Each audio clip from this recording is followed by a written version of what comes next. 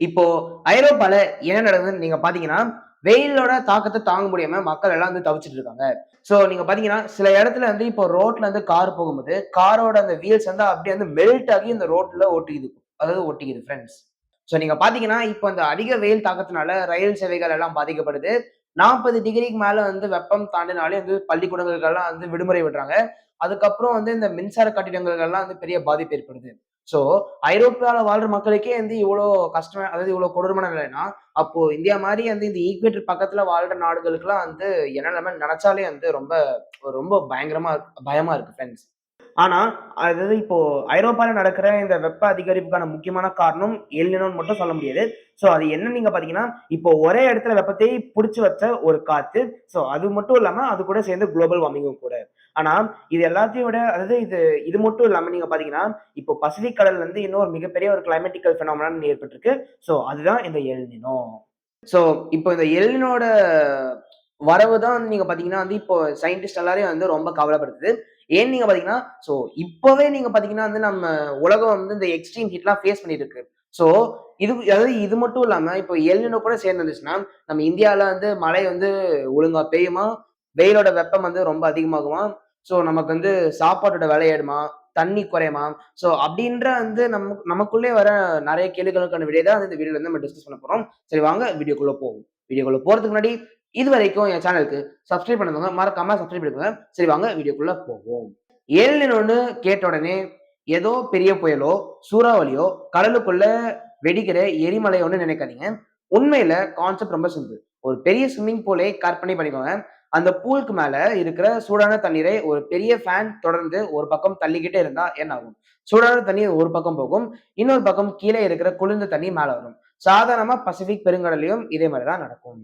Trade விண்ட்ஸ்ன்னு சொல்லப்படுறது என்னன்னு நீங்க பார்த்தீங்கன்னா, இப்போ சிம்பிளா சொன்ன மாரி இப்போ கடலுக்கு மேல இருக்கிற அந்த சூடான அந்த வாட்டர் நீங்க பார்த்தீங்கன்னா, இப்போ இந்த இந்தோனேஷியா, ஆஸ்திரேலியா பக்கம் வந்து இந்த ட்ரேட் விண்ட்ஸா தள்ளிவிடும். ஸோ அப்படி தள்ளி விடும்போது, இப்போ சவுத் அமெரிக்கா கிட்ட இருக்கிற இந்த கடலுக்கு கீழ இருக்கிற அந்த கோல்ட் வாட்டர் நீங்க பார்த்தீங்கன்னா, மேல வரும். ஸோ இது எல்லாமே வந்து ஒரு பேலன்ஸ்ல இருக்கும். ஆனா, சில வருஷங்களுக்கு ஒரு முறை நீங்க பார்த்தீங்கன்னா, இந்த ட்ரேட் விண்ட்ஸோட காற்றோட அந்த ஃபோர்ஸ் நீங்க பார்த்தீங்கன்னா, இன்னும் வந்து ரொம்ப அதிகமாகும். ஸோ அப்போ என்ன ஆகும்? சோ, ஒரு பக்கம் தள்ளப்பட்ட அந்த சூடான நீர், மறுபடியும் நீங்க பார்த்தீங்கன்னா, இப்போ இந்த சென்ட்ரல் மற்றும் ஈஸ்டர்ன் பசிபிக் கிட்ட இருந்து வர ஆரம்பிக்கும். சோ, இப்போ இந்த கடலோட மிகப்பெரிய பகுதி நீங்க பார்த்தீங்கன்னா, வழக்கத்தை விட வந்து ரொம்பவே அதிகமா சூடாகும். சோ, இப்ப நீங்க யோசிப்பீங்க. இது வந்து இந்த பசிபிக் கடல் அது சுத்தி இருக்கிற இடத்துல நடக்கிற சேஞ்சஸ் தானே. சோ, அங்க நடக்கிறதுனால நம்ம இந்தியாவுக்கு வந்து என்ன ஆகப்போகுதுன்னு நீங்க யோசிப்பீங்க. ஆனா, இந்த மாரி நேரத்துல தான் அதாவது இப்ப தான் நீங்க பார்த்தீங்கன்னா, எல் நினோவோட ஒரு உண்மையான முகம் வெளிவரும். எப்படின்னா, கடல் சூடானா, அதுக்கு மேல இருக்கிற காற்று இடம் மாறும். காற்று மாறினா, மேகங்கள் உருவாகுற இடமும் மாறும். மேகங்கள் மாறினா, மழை பெய்யுற இடம் மாறும். இதனால எப்பவுமே மழை பெய்யுற இடத்துல சுத்தமா மழையே இருக்காது. அதே மாதிரி இதுவரைக்கும் மழை அதிகமா பெய்யாத இடத்துல கனமழை கொட்டி தீர்க்கும். நாட்டுல ஒரு பகுதி வறட்சி, பசி, பட்னி, பஞ்சத்துல நாடு அழிஞ்சுகிட்டு இருக்கும். இன்னொரு பகுதியில கனமழை, வெள்ளம் அப்படின்னு நாடு அழிஞ்சுகிட்டு இருக்கும். சிம்பிளா சொல்லணும்னா, எங்கேயோ இருக்கிற பசிபிக் கடல் தண்ணீர் சூடாகுது. ஆனா, அதோட எஃபெக்ட் உலகம் முழுக்க டிராவல் ஆகுது. இதுதான் எல் நினோ. சோ அத விடுங்க. இப்போ இந்த எல் நினோவால குறிப்பா நம்ம இந்தியாவுக்கு என்ன பிரச்சனை வரப்போது? சோ அப்படின்னு நீங்க பார்த்தீங்கன்னா, இங்க தான் வந்து ஒரு முக்கியமான விஷயத்த வந்து நம்ம தெளிவா தெரிஞ்சுக்கணும். இந்த எல் நினோ வந்துச்சுன்னா, இந்தியாவுல மழையே பெய்யாது அப்படின்றது இல்ல. சோ நீங்க பார்த்தீங்கன்னா, இப்போ நம்ம எல் நினோ வந்து இப்போ நம்ம நம்ம அதாவது நம்ம இந்தியாவோட மான்சூன் வெதர கண்ட்ரோல் பண்றது மட்டும் இல்லாம, இந்த இந்தியன் ஓஷன் டிப்போல், கடல் வெப்பநிலை, கடல் காற்றழுத்தம், லோக்கல் வெதர் சிஸ்டம்ஸ் சோ இப்படி பல விஷயங்கள வந்து அது கண்ட்ரோல் பண்ணுது. அதுதான் முடிவும் செய்யும். ஆனா, வரலாற்றை கொஞ்சம் பார்த்தா, எல் நினோட வருடங்கள்ல இந்தியாவோட மான்சூன் தான் நீங்க பார்த்தீங்கன்னா வந்து ரொம்ப பலவீனமா இருந்திருக்கு. சோ அதனால தான் எல்லாரோட இந்த கவனமும் நீங்க பார்த்தீங்கன்னா, இந்தியா பக்கம் திரும்பியிருக்கு. முதல் இம்பாக்ட் மழை. சோ இப்போ இந்த மான்சூனோட மழை வந்து கொஞ்சம் குறைஞ்சா கூட, அதோட ஃபர்ஸ்ட் இம்பாக்ட் அப்புறம் ஃபர்ஸ்ட் அடி நீங்க பார்த்தீங்கன்னா, நம்ம விவசாயிகளுக்கு தான். ஏன்னா, நம்ம இந்திய நாட்டோட விவசாயிகள் நீங்க பார்த்தீங்கன்னா, முழுக்க முழுக்க வந்து இந்த மழைய அதாவது இந்த மான்சூன் வெதர நம்பி தான் பேசிக்கலி மான்சூன் வெதர நம்பி தான் வந்து இந்த பயிர்களே வந்து பயிரிடுறாங்க. ஸோ மழை வந்து கொஞ்சம் தாமதமானா கூட நீங்க பார்த்தீங்கன்னா, இப்ப பயிர்கள் விளைச்சு வந்து அத உற்பத்தி பண்றதுக்கு வந்து ரொம்ப தாமதமாகும். ஸோ நம்ம உரிய நேரத்துக்கு நம்ம சாப்பிடுறதுக்கான பொருட்கள் வந்து கிடைக்காது. ஸோ இது விவசாயிகளோட பிரச்சனை மட்டும் நெனச்சிராதீங்க. ஏன்னு நீங்க பார்த்தீங்கன்னா, இப்ப விவசாயிகள் அடி வாங்குறதுனால, அடுத்த வர அடி நம்ம நம்ம கிச்சன்ல தான் வரப்போகுது. ஏன்னு நீங்க பார்த்தீங்கன்னா, இப்போ இந்த அரிசி, கம்பு, சோளம் இந்த மாரி பொருட்கள வந்து இது உற்பத்தி பண்றதுக்கு வந்து தாமதமாகறதுனால, இதோட விலையெல்லாம் வந்து ரொம்ப அதிகமாகும். ஸோ, இப்போ நீங்க யோசிச்சு பாருங்க. பசிபிக் கடல்ல ஏதோ ஒரு இடத்துல தண்ணி சூடாகுது. அதுக்கப்புறம் கொஞ்ச நாள்ல நீங்க பார்த்தீங்கன்னா, நம்ம வீட்ல வந்து கிராசரி பில்ஸ் வந்து கூடுது. இதுதான் வந்து இந்த எல் நினோவோட பவர். 2வது இம்பாக்ட் தண்ணீர். மழை குறைஞ்சா டேம் அண்ட் ரிசர்வாயர்ஸ் முழுசா நிரம்பாது. கிரவுண்ட் வாட்டர் ரீசார்ஜ் குறையும். போர்வெல் இன்னும் கீழே போகும். இப்படி மழை குறையறதோட மட்டும் ப்ராப்ளம் முடிஞ்சிராது. அதோட உண்மையான எஃபெக்ட் அடுத்த சம்மர்ல தெரியலாம். நகரங்கள்ல டேங்கர் டிமாண்ட் அதிகமாகலாம். கிராமங்கள்ல குடிநீர் பிரச்சனை வரலாம்.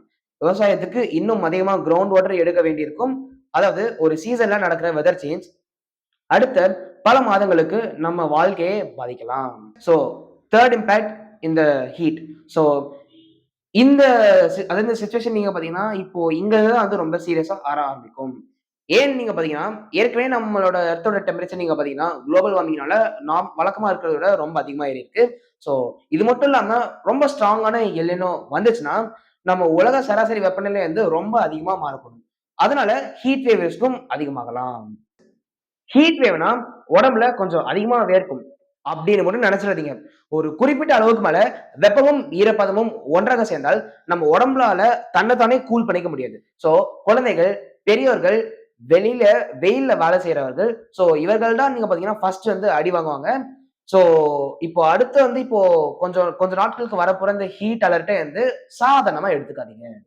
4வது இம்பாக்ட் கரண்ட் மற்றும் எக்கானமி. வெயில் அதிகமானா என்ன செய்வோம்? ஏசி, ஃபேன், கூலர் அதாவது எலக்ட்ரிசிட்டி டிமாண்ட் மேல போகும். அதே நேரத்துல மழை குறைஞ்சா ஹைட்ரோ பவர் பாதிக்கப்படலாம். விவசாயத்துக்கு போர்வெல் பம்ப் பண்ண இன்னும் அதிக கரண்ட் தேவைப்படும். ஒரு பக்கம் எலக்ட்ரிசிட்டி டிமாண்ட் அதிகமாகுது. இன்னொரு பக்கம் வாட்டர் ஸ்ட்ரெஸ். இன்னொரு பக்கம் அக்ரிகல்ச்சரல் பிரஷர். இந்த எல் நினோ நீங்க பார்த்தீங்கன்னா, ஒரு வெதர் ஸ்டோரி மட்டும் கிடையாது. ஸோ இது வந்து இந்த food, water, electricity, agriculture so இந்த ஃபுட் செயின் அப்புறம் பேசிக்கலி இது எல்லா செயினையும் வந்து கண்ட்ரோல் பண்றது இந்த எல் நினோ தான். ஸோ இப்போ இந்த எல் நினோவால நம்ம இந்தியாவுல முக்கியமா எந்த இடங்கள்லாம் பாதிக்கப்படும் நீங்க கேட்டீங்கன்னா, எனக்கு வந்து தெரியலன்னு தான் சொல்லுவேன். ஸோ பேசிக்கலி இந்த குறிப்பிட்ட இடங்கள் மட்டும் தான் பாதிக்கப்படும்னு வந்து நான் சொல்லவே மாட்டேன். ஆக்சுவல் ரெயின்ஃபால் பேட்டர்ன் எப்படி இருக்கும்னு இப்பவே 100% சொல்ல முடியாது. ஆனா, ஏற்கனவே வறட்சி மற்றும் தண்ணீர் அழுத்தம் அதிகமா இருக்கிற ராஜஸ்தான், குஜராத், மகாராஷ்டிரா, மத்திய பிரதேஷ் மாதிரியான பகுதிகள், அதே போல தெலங்கானா, இன்டீரியர் கர்நாடகா, ஆந்திர பிரதேசம் சில பகுதிகள், தமிழ்நாடோட உள் மாவட்டங்கள், மழை குறைஞ்சா கூடுதல் வாட்டர் மற்றும் ஹீட் ஸ்ட்ரெஸ்ஸை சந்திக்க வாய்ப்பு இருக்கு. ஆனா, இது பிரடிக்ஷன் இல்ல, ரிஸ்க் ஜோன் மட்டும்தான். ஆக்சுவல் வெதருக்கு அபிஷியல் அப்டேட்ஸை தான் ஃபாலோ பண்ணணும். சோ இது எல்லாத்துக்கும் மேல எல் நினோ வருதுனாலே பேரழிவு தான் அப்படின்னு மட்டும் வந்து யோசிக்காதீங்க. சோ இப்போ வந்து இது ஃபார்காஸ்ட் வந்து எதுக்காக? பயன்படுத்துறதுக்காகவா? இல்ல. தயாரிக்கிறதுக்காக. சோ கவர்ன்மெண்ட் வந்து இதுக்கு ரிசர்வாயர்ஸ் மேனேஜ்மென்ட்லாம் முன்னாடியே பண்ணலாம். முன்கூட்டியே வந்து ஃபார்மர்ஸ்லாம் பிளான் பண்ணி வந்து அதுக்கு உரிய நேரத்துல வந்து பயிர்களே வந்து பயிரிடலாம். அப்புறம் வந்து சிட்டீஸ் வந்து ஹீட் ஆக்ஷன் பிளான்லாம் வந்து நல்லா ஃபார்ம் பண்ணலாம். இதுல நாம என்ன செய்யலாம்? தண்ணீரை தேவையில்லாம வேஸ்ட் பண்ணக்கூடாது. எக்ஸ்ட்ரீம் ஹீட் அலர்ட் இருந்தா, சும்மா தேவையில்லாத விஷயங்களுக்கெல்லாம் வந்து இப்போ இந்த நடுவெயில், மட்ட வெயில்ன்னு சொல்லுவாங்கல்ல. சோ அந்த மாரி நேரத்துல போக தேவையில்ல. இப்போ இந்த குழந்தைகள், பெரியோர்கள், அப்புறம் இந்த வெயில்ல வந்து வேலை செய்றவங்க எல்லாம் வந்து கொஞ்சம் கூடுதல் பாதுகாப்போட இருங்க. முக்கியமா நம்ம உடம்புல தண்ணீரோட அளவு மட்டும் குறையாம பார்த்துக்கோங்க. எப்பவுமே தண்ணீர் குடிச்சிட்டே இருங்க. முக்கியமா இந்த வாட்ஸ்அப் யூனிவர்சிட்டிய மட்டும் நம்பாதீங்க. சோ இந்த நாள்ல இருந்து 50 டிகிரி செல்சியஸ் அதிகமாகும். எல் நினோ வந்தாலே அழிவு. இந்த மாநிலம் முழுக்கவே மழையே இருக்காது. சோ அப்படி வர இந்த வாட்ஸ்அப் மெசேஜ் எல்லாம் வந்து மட்டும் நம்பவே நம்பாதீங்க. அபிஷியலா வர இந்த வெதர் ஃபோர்காஸ்ட்ட வந்து பார்த்து அதுக்கு தகுந்தபடி ஃபாலோ பண்ணுங்க. கடைசியா ஒரு முறை இந்த விஷயத்த யோசிச்சு பாருங்க. சோ பசிபிக் பெருங்கடல்ல ஏதோ ஒரு பக்கத்துல வந்து தண்ணீரோட வெப்பம் வந்து அதிகமாகுது. சோ அதோட இம்பாக்ட் நீங்க பார்த்தீங்கன்னா, நம்மளோட குடிநீர்ல வருது. நம்ம விவசாயிகளோட இந்த விளைக்கிற அந்த பயிர்கள் மேல வருது. ஏன் நம்ம சாப்பாட்டே விலைக்கு வருதுன்னா பார்த்துக்கோங்க. சோ இதுதான் வந்து இந்த எல் நினோவோட பவர். இதுதான் நம்ம இயற்கை நமக்கு சொல்ற ஒரு மிகப்பெரிய உண்மை. இந்த உலகத்துல எந்த கடலும் தனியா இல்ல. எந்த வெதர் ஃபோர்காஸ்ட் தனியா இல்ல. எந்த லைஃப் செயின், ஃபுட் செயின் எதுவுமே தனியா இல்ல. எல்லாமே கனெக்டடா இருக்கு. சோ அடுத்த சில மாதங்கள்ல இந்த எல் நினோ எவ்வளவு ஸ்ட்ராங் ஆகுது? இந்தியா மான்சூனை எவ்வளவு பாதிக்குது? வெப்பம் இன்னும் அதிகமாகுமா? இதற்கான பதில் அடுத்த சில மாதங்கள்ல நாமளே தெரிஞ்சுக்கலாம். ஆனா, இப்போதைக்கு ஒரு விஷயம் மட்டும் உறுதி ஃபிரெண்ட்ஸ். எள்ளுணவ சாதாரணமா எடை போடாதீங்க. அதே சமயம் அத பார்த்து பயமும் பட வேணாம். புரிஞ்சுக்கோங்க, தெரிஞ்சுக்கோங்க. தயாரா இருந்தா நம்மளால இந்த எள்ளுணவை ரொம்ப சர்வ சாதாரணமா சும்மா இப்டின்றதுக்குள்ள நம்மளால தாண்டிற முடியும். சரி, ஓகே ஃபிரெண்ட்ஸ். சோ இந்த மாரி நெறைய இன்ட்ரஸ்டிங்கான ஃபேக்ட்ஸ் அண்ட் நியூஸ், அப்புறம் இப்போ கரண்ட்டா நடக்கிற அஃபேர்ஸ்லாம் நீங்க பார்த்தீங்கன்னா, என் சேனல்ல நான் கன்டினியூவா போட்டுட்டே தான் இருப்பேன். சோ அத நான் தெரிஞ்சுக்கணும்னா, இதுவரைக்கும் என் சேனலுக்கு சப்ஸ்கிரைப் பண்ணாதவங்க மறக்காம சப்ஸ்கிரைப் பண்ணிக்கோங்க. இந்த வீடியோ உங்களுக்கு புடிச்சத லைக் பண்ணிக்கோங்க. அப்புறம் மறக்காம உங்க ஃபிரெண்ட்ஸ்க்கும் ஷேர் பண்ணுங்க. சரி, ஓகே ஃபிரெண்ட்ஸ். அடுத்த வீடியோவில் சந்திக்கும் வரை அனைவருக்கும் நன்றி. வணக்கம்.